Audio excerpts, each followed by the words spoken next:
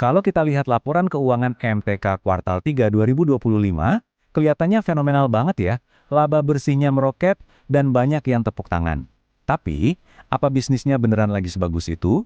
Hari ini kita akan coba bongkar angka-angkanya bareng-bareng buat nemuin cerita yang sesungguhnya di balik laba triliunan rupiah ini. Oke, kita langsung aja ya ke angka utamanya. Laba bersih MTMK itu melonjak lebih dari 1.300% secara tahunan. Wow, ini angka yang luar biasa besar dan langsung bikin kita mikir, ini untungnya datang dari mana sih? Nah, ini dia pertanyaan inti dari pembahasan kita.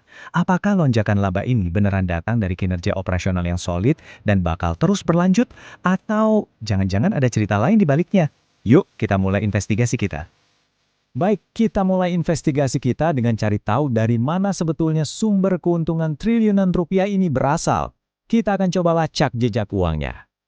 Dan ini dia penemuan pertama kita. Headline-nya kan laba bersih 6,44 triliun rupiah. Tapi begitu kita gali lebih dalam, ternyata 6,26 triliunnya itu bukan dari bisnis utama, melainkan dari laba investasi. Ini petunjuk besar pertama kita nih. Oke, buat ngerti ini, kita perlu paham satu istilah kunci.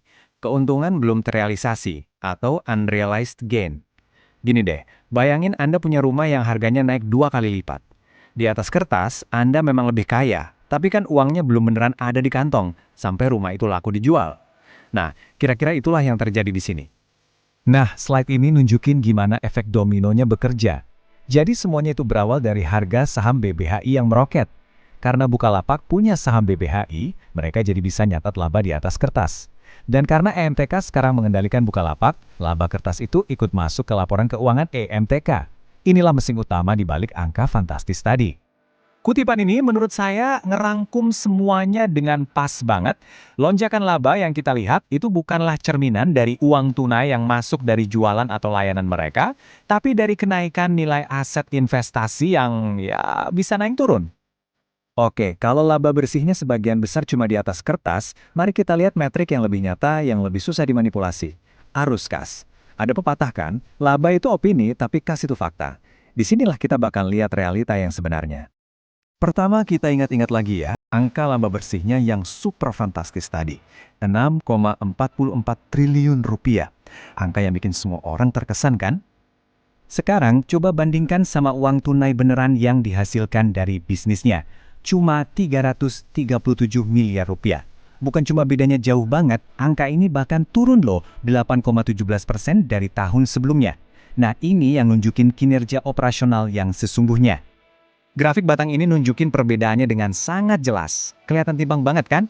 Ada jurang yang dalam banget antara laba akuntansi dengan uang tunai real yang dihasilkan oleh bisnis inti perusahaan. Ini kontras yang penting banget buat kita pahami. Yuk, kita lihat lebih dalam lagi kinerja operasionalnya. Di satu sisi, pendapatan memang tumbuh kuat, 57%. Keren. Tapi, ada beberapa catatan nih. Momentum pertumbuhannya ini mulai melambat. Dan yang lebih penting, beban pokok penjualannya melonjak lebih cepat, yaitu 72%. Artinya apa? Margin laba kotor mereka justru jadi lebih tipis. Sekarang, mari kita lihat langkah-langkah strategis besar yang dilakuin EMTK di tahun 2025. Inilah yang jadi kunci buat ngejelasin semua angka-angka dramatis yang udah kita bahas dari tadi. Garis waktu ini ngerangkum strategi besar EMTK di tahun 2025. Jadi ada dua manuver utama. Pertama, mereka jualin saham Grab buat ngumpulin uang tunai. Kedua, di saat yang sama mereka ambil alih kendali Bukalapak.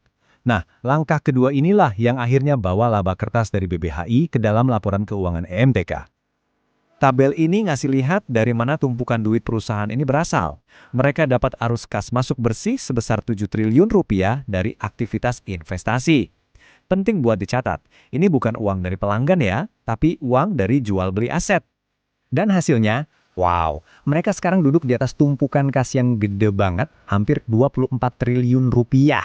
Ini tentunya ngasih perusahaan fleksibilitas yang sangat besar buat langkah-langkah mereka ke depannya. Oke, kita udah bongkar semuanya. Di bagian terakhir ini kita coba timbang semua buktinya untuk memutuskan gimana cara kita menafsirkan laporan keuangan yang luar biasa ini. Jadi sebetulnya ada dua cara buat ngebaca cerita ini. Dari kacamata optimis, pertumbuhan pendapatan masih kuat dan manajemen pintar banget memonetisasi aset di waktu yang tepat. Tapi dari kacamata kritis, kualitas laba ini rendah karena nggak datang dari uang tunai, arus kas operasionalnya lemah, dan keuntungan kayak gini tuh nggak bisa diulang lagi tahun depan.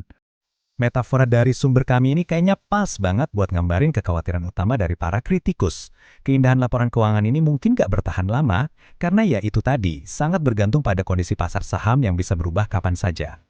Jadi, kita balik lagi ke pertanyaan di awal. Apakah semua manuver dramatis di tahun 2025 ini adalah langkah cerdas menuju transformasi bisnis yang berkelanjutan, atau cuma pertunjukan kembang api sesaat yang indah tapi cepat hilang? Pada akhirnya, waktu yang akan membuktikan seberapa efektif reinvestasi 24 triliun rupiah ini.